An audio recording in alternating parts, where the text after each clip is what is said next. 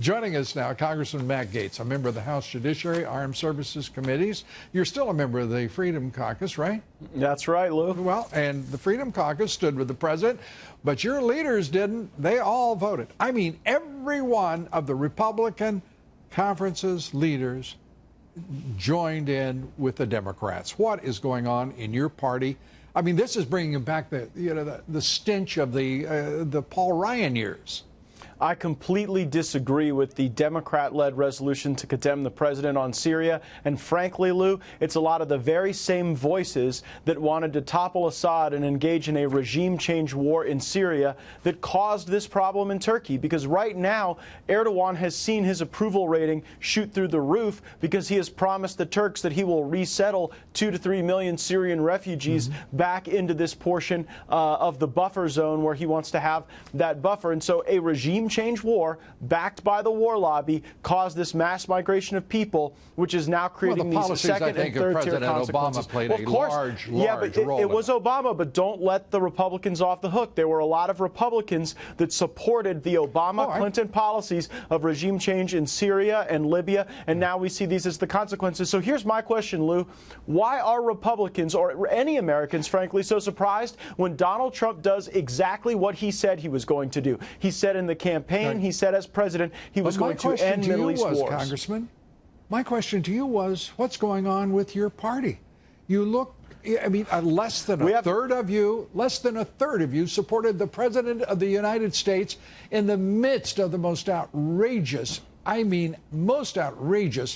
baseless claims by the radical Dems and this Star Chamber inquiry of Adam Schiff's.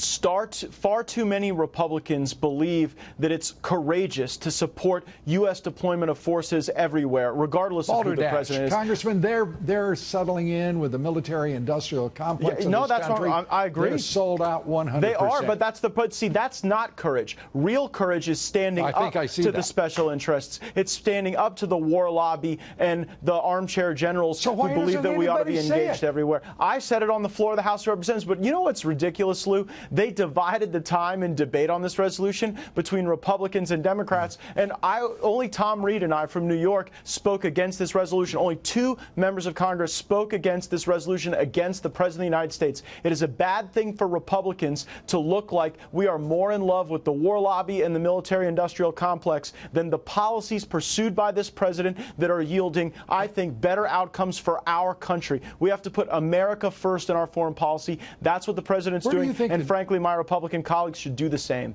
Yeah, I have to tell you, it seems to me that you have an uphill battle there to reason at all with your own conference. The radical Dems persist in this, what the president calls it, a con game, a hoax, a witch hunt, part 2.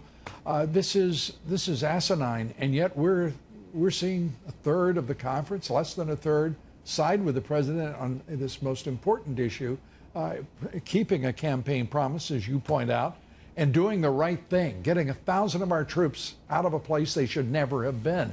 Yeah, Donald Trump will be the first president to end a Middle East war since George Bush the first. I mean, we are finally ending a Middle East war, and I think that's something that could pave the way to more foreign policy progress. I hope this isn't the first forever war that Donald Trump ends.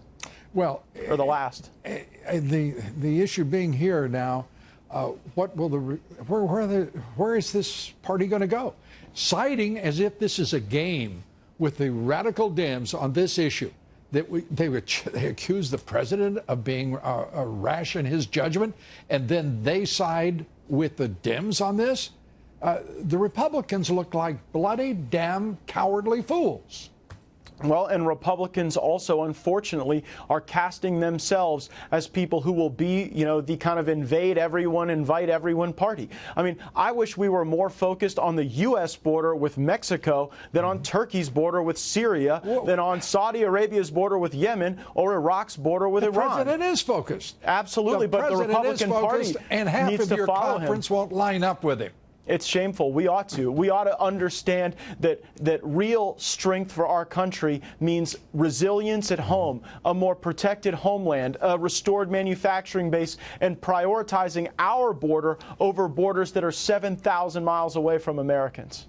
Without you, without other members of the Freedom Caucus, this president stands alone amongst those in the Republican Party who are going to be running for re-election. 197 of you running for re-election in the House next year, and 2/3 are siding with Democrats. What do you think their chances of survival at the polls would be? Well, I think we've seen that Republicans that don't stand with this president are not viewed favorably by their own constituents, because the American people see how hard President Trump is working to fight against a corrupt Washington, and they see all the crap he's taken for it. And now you see it manifested in Adam Schiff's investigation, marked by secret interviews, selective leaks, false transcripts theatrically performed at committee hearings, and even lies about context with but yet whistleblowers. Your entire leadership walks over and gives the Speaker of the House a kiss on both cheeks and votes along with the Democrats. Gross. It's so stunning. Do not give me that image, Lou, please. This is dinner time.